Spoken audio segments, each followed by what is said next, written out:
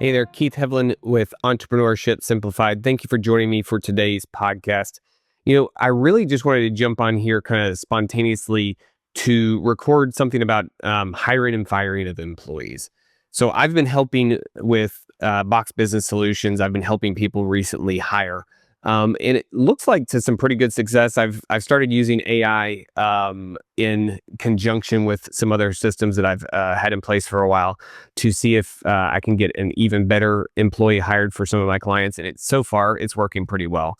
But I wanted to jump on here because I wanted to talk to those of you who are either brand new entrepreneurs or you've been an entrepreneur for a while, but you've just never either you hate hiring or you're really bad at hiring, you're scared of hiring, and just kind of talk to you about that. But then also on the converse side, if you hire people, at some point you are going to have to fire people, and it's terrible. It is. To this day, I've done it a lot. I hate it. It's awful. You're changing somebody's life, even if they deserve it. You're still changing somebody's life, and that never feels good. So, talk first about the hiring side. One thing that I don't think entrepreneurs do is give it enough of a priority. They don't necessarily spend the time on it that they should spend on it because you have 1,000 other things going on that need your attention, and you're trying to plug a hole in a leaking boat, right? So water's coming in, water's coming in, water's coming in. You're having to plug that hole yourself, and you need to hire somebody quickly to plug that hole for you because you have all these other holes over here that are your responsibility that you need to go fill. Especially if somebody left, somebody got hurt, can't come to work for a while, can't come back to work, somebody gets pregnant, and has a baby and either can't come back for a while or doesn't come back at all, and it changes their mind. Even small little disruptions like that, like I thought I was going to get you back in 3 months, but then it turns out at 2.5 months, you tell me you're not coming back. A small disruption like that for a small business can be catastrophic, right? So you have to hire quickly. And I get it. I've been there. I understand it. I was terrible at hiring. Awful. Anybody I hired in like the first 5, 6, 7 years of working was just pure luck if they were good. If they were bad, it was just because I was bad at hiring and I hired who I liked and thought could do the job. And frankly, it doesn't work.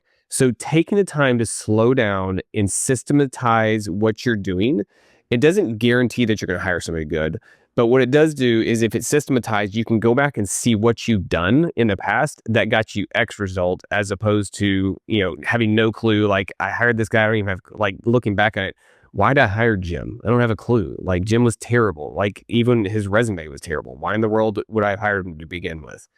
So systematizing it will help a lot because you can kind of A/B test yourself over time, but also the ability to use assessments, behavioral assessments, is so much easier now than what it was back in 2001 when I first started trying to hire people, because you can do it for free online. Some of them are paid. There's dozens and dozens of different assessments out there that can help you. I have ones that I like, that I've used with very good success, but there's so many out there that can tell you, hey, is this person good in stressful situations? Are they adaptable? When something doesn't go the way that you think it's going to go, can they adapt and overcome, or do they just shut down? Will they get along with other employees? If you have team group work, it can tell you if they're likely to get along or not. And again, these things are not perfect. They are not going to get right 100 times out of 100. In theory, people could play the system and try to figure out what you're looking for and answer accordingly. But for the most part, I have found these to work fairly well.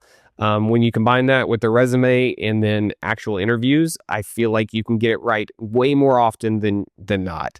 And taking the time to figure out what's the best assessment for the type of position you're hiring is key, right? Just giving any old assessment is not necessarily helpful. And if you don't understand the assessment and don't understand the output that it's giving you and how that pertains to the position you're hiring for, it's not super useful, right? So if I'm using a DISC score and I don't understand DISC and I don't understand how that applies to the mechanic position I'm hiring, it's not going to be super helpful. So you have to take the time to understand the assessment, understand the output that it's going to give you, and how that result is going to get the right employee for the type of position that you're hiring. So that, again, it takes some time. I've had some very good success recently with Box Business Solutions clients taking behavioral assessments, again, putting that with some AI, putting that with phone screens, and being able to give very, very good options to my clients so that they can hire from a very small amount of people instead of, a very small amount of very qualified people instead of just a bunch of random people. And a lot of times entrepreneurs will just do can they fog a mirror? Are they alive? And if they are, they'll hire them. The scenario that I'm using now, or the strategy that I'm using now, is very systematized, but also seems to be getting a much higher quality employee for our clients. So it it pays off in the end, and I know it's a lot of work and it takes some time, but this is something that you can do after hours. You can be sitting in bed and learning about assessments. You can be sitting in bed reading up on the outputs from that, or what type of behavioral assessment is best for hiring a front desk clerk or a salesperson or a mechanic or whatever it is that you're trying to hire, and tying those things together. So the flip side of hiring obviously is firing. Hopefully you don't have to do it often. I've done it a lot because I was not necessarily great at hiring. Um, and it sucks. I mean, you're changing somebody's life. You're even if they deserve to be fired, even if they were stealing from you, you're changing their life. So you don't want to do it unless you absolutely have to. And in my opinion, you want to do it makes it so I can sleep at night if I do it the correct way. So, and what I mean by the correct way is give them some chances to fix it. And if they don't, get it over quick. Don't drag this on for weeks, months, years. Those of you who know me and have drug it on for years, you know who you are. I'm speaking very clearly to a few people that I know. Um, just get it over with. I know it sucks, but you can potentially ruin your company culture. You can ruin give yourself sleepless nights, ruin your own day on a regular basis dealing with bad employees. And frankly, you're giving money to somebody who doesn't deserve to have money from your company. And not to say that they don't deserve money, but they're not doing the job for your company. So why would you give them money for that? Right? That you're paying for a service that you're not getting. So my wife calls it, the system that I kind of hobbled together from one of my mentors, is walking somebody down the road to them quitting, is basically what she calls it, walking them down the road. So what I do is I give them 3 strikes. Third strike, you're out. First strike is a verbal warning. Hey, Jim, you're not doing a very good job. Here's where I see that you're not doing a very good job. Would you agree that based on my expectations that we had when you started working here, that you're not meeting these expectations? They're probably likely going to say yes. Most of the time they will. Every once in a while you get somebody who's confused, but likely they're going to say, yeah, no, you're right. I'm not meeting that. And then if they say they are, okay, hey, then you got to try to dig in a little bit deeper and show where you feel like they're coming short. And then you get buy-in on the fact that what you're asking for is not, it's not unrealistic. Hey, I think that you should be hitting this metric, this metric, and this metric. You're not hitting any of them. Do you think those are unreasonable? Again, they're likely going to agree with you that they're not unreasonable, because people don't want to argue with their boss, argue with the owner of the company. So then what you say is, okay, hey, I'm glad that you agree on that. I'm glad that we're on the same page. So going forward, we agree that the expectation is that you're going to hit these metrics going forward. Is that fair to say? And they're gonna agree with you, again, because they don't want to argue with you. And at the end of the day, they know that you're right. They know that that's what they were supposed to be doing. They know that that's what's expected of them. So they're going to agree with you. So on that one, depending on how you want to do it, you can either get them to sign something saying that it's a verbal warning, or you can, at the very least, send yourself an email and send them an email saying, hey, this is what we talked about. Here are the expectations, and here's what I expect from you going forward in order to keep your position here at the company. So let's assume they don't do it. The second time they come in, it's very similar. Hey, here's the expectations. Do you agree that you haven't been meeting those expectations? Again, they're likely to agree with you. The difference in this conversation is you say, hey, look, okay, we talked last time. I told you I needed you to do it. You're still not doing it. I still need it done because that's the position I hired you for. So you agree that you can do this. You agree that it's possible for you to do this, and you agree that you are supposed to be doing it. So what I need from you is this is the last time we're going to have this conversation. If we have this conversation again, it will be the last time we're going to talk.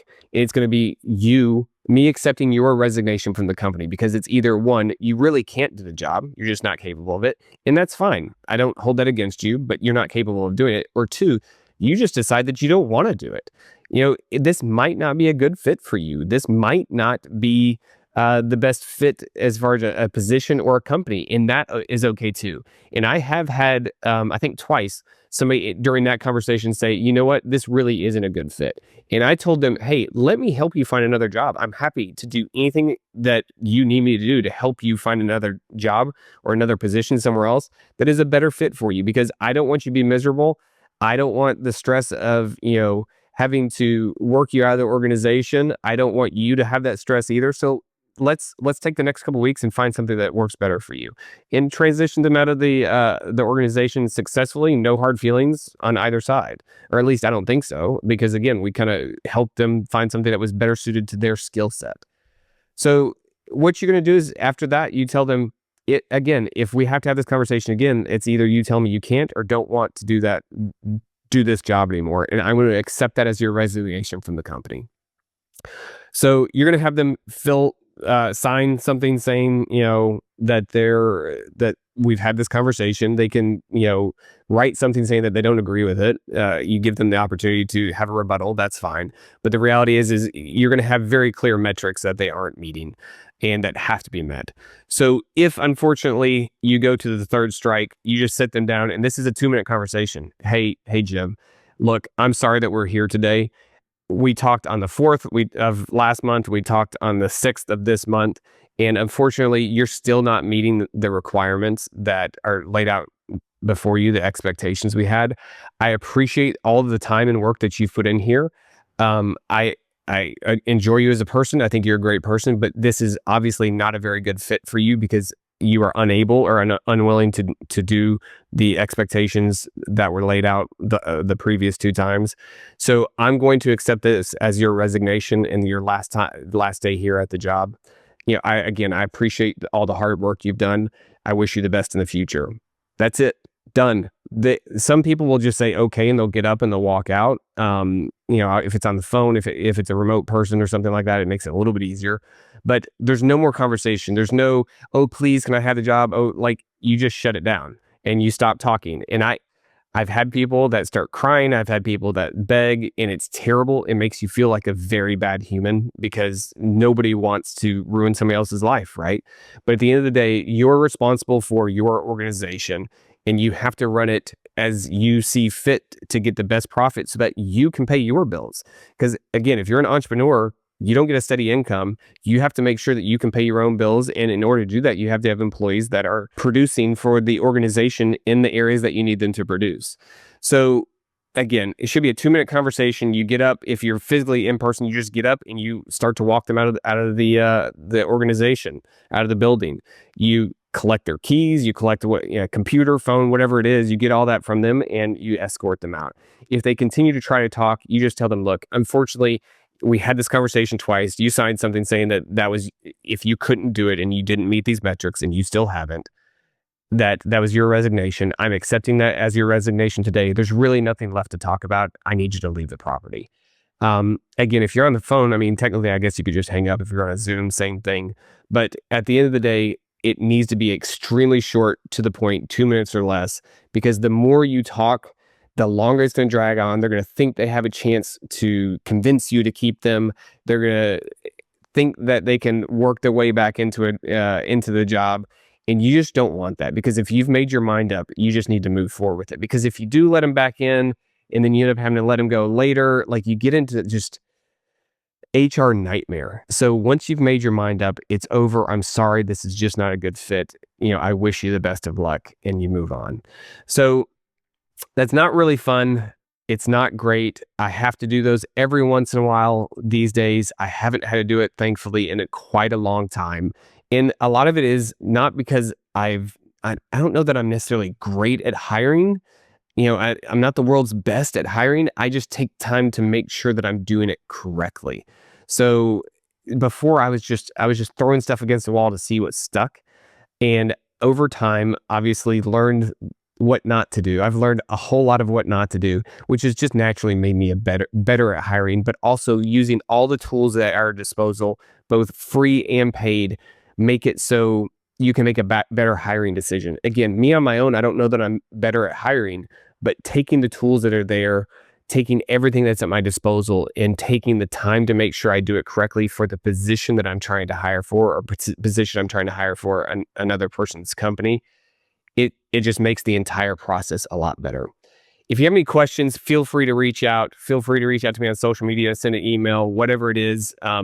I'd love to talk to you about it. Hiring and firing is not fun by any stretch of the imagination, but I'm happy to talk to you about what you're doing, how you could potentially do better. Again, hit me up with anything. Love to talk to you about it. Have a good day. All right, that's a wrap for today's episode. Your next step, take what you've learned today and put it into action. Now, if this episode gave you something to think about, do me a favor and leave a review, or share it with someone you think needs to hear it. And if you have any thoughts, let's continue this discussion. You can find us on social media, Facebook, Instagram, and LinkedIn. Let's simplify entrepreneurship together. We'll see you on the next one.